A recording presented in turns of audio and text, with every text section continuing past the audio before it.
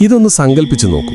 10 വർഷത്തിന് ശേഷം നിങ്ങൾ ഉണരുമ്പോൾ ഇന്ന് ജീവിക്കുന്ന അതേ ജീവിതം തന്നെയാണ് അപ്പോഴും നയിക്കുന്നതെന്ന് നിങ്ങൾ തിരിച്ചറിയുന്നു. അതേ ജോലി, അതേ ശീലങ്ങൾ, അതേ നിരാശകൾ. കേൾക്കുമ്പോൾ തന്നെ ഭയപ്പെടുത്തുന്നുണ്ടല്ലേ? എന്നാൽ ഭൂരിഭാഗം ആളുകളും കേൾക്കാൻ ആഗ്രഹിക്കാത്തൊരു സത്യമുണ്ട്.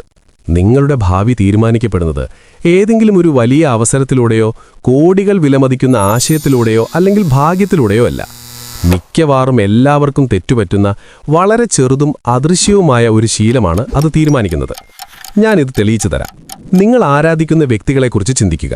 കായിക താരങ്ങൾ, സംരംഭകർ, സ്രഷ്ടാക്കൾ. അവർക്ക് നിങ്ങളെക്കാൾ 10 ഇരട്ടി കഴിവൊന്നുമില്ല. അവർക്ക് നിങ്ങളെക്കാൾ 10 ഇരട്ടി ബുദ്ധിയുമില്ല. എന്നാൽ അവർക്കൊരു കാര്യമുണ്ട്.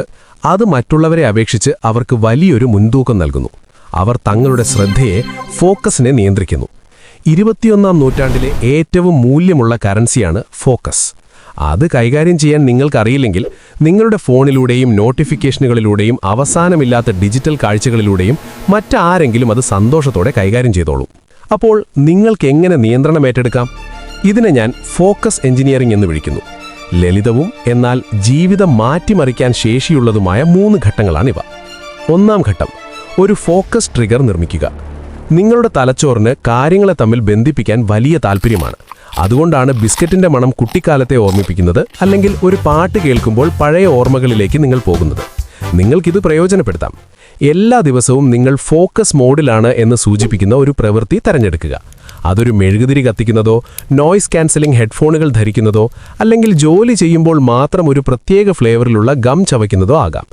ആഴ്ചകൾക്കുള്ളിൽ നിങ്ങളുടെ തലച്ചോർ സ്വയം ഏകാഗ്രതയിലേക്ക് മാറിക്കും, പ്രത്യേകിച്ചൊരു പ്രചോദനത്തിന്റെയും ആവശ്യമില്ലാതെ തന്നെ. 2ാം ഘട്ടം, നിങ്ങളുടെ സാഹചര്യങ്ങളെ ആയുധമാക്കുക. അച്ചടക്കം എന്നത് വെറും ഇച്ഛാശക്തി മാത്രമല്ല, അത് തടസ്സങ്ങൾ നീക്കം ചെയ്യുക എന്നതുകൂടിയാണ്. നിങ്ങൾക്ക് കൂടുതൽ വായിക്കണമെന്നുണ്ടോ? പുസ്തകം നിങ്ങളുടെ തലയിണയ്ക്ക് മുകളിൽ വയ്ക്കുക. ഫോണിൽ വെറുതെ നോക്കിയിരിക്കുന്നത് നിർത്തണോ? എല്ലാ രാത്രിയിലും നിങ്ങളുടെ ആപ്പുകളിൽ നിന്ന് ലോഗൌട്ട് ചെയ്യുക. അങ്ങനെ അവ തുറക്കുന്നത് ഒരു പണിയായി നിങ്ങൾക്ക് തോന്നണം. നല്ല ശീലങ്ങൾ അനായാസമാക്കാനും ചീത്ത ശീലങ്ങൾ ബുദ്ധിമുട്ടാക്കാനുമുള്ള വഴി ഇതാണ്. 3ാം ഘട്ടം, പ്രൈം 90 സംരക്ഷിക്കുക.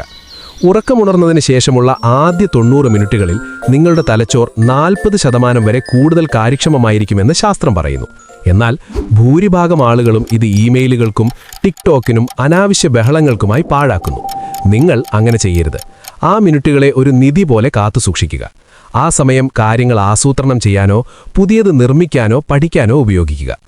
ദിവസവും ആവർത്തിക്കുന്ന ആ ഒരു സമയം രാത്രിയിലെ ശ്രദ്ധ ചിതറിയ 5 മണിക്കൂറുകളേക്കാൾ വിലപ്പെട്ടതാണ്.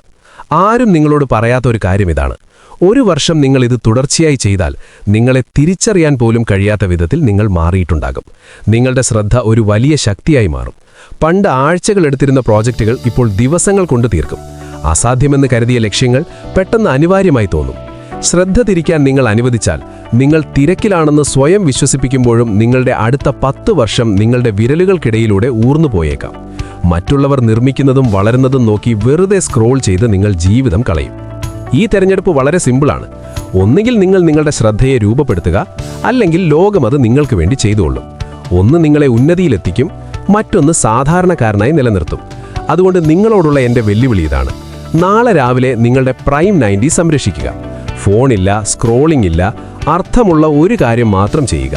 ഇത് 1 തവണ ചെയ്യുക, പിന്നെ 2 തവണ, അങ്ങനെ 30 ദിവസം തുടർച്ചയായി ചെയ്യുക. നിങ്ങളുടെ ജീവിതം തന്നെ മാറാൻ തുടങ്ങുമ്പോൾ ഇതാണ് ആ നിമിഷമെന്ന് നിങ്ങൾ തിരിച്ചറിയും.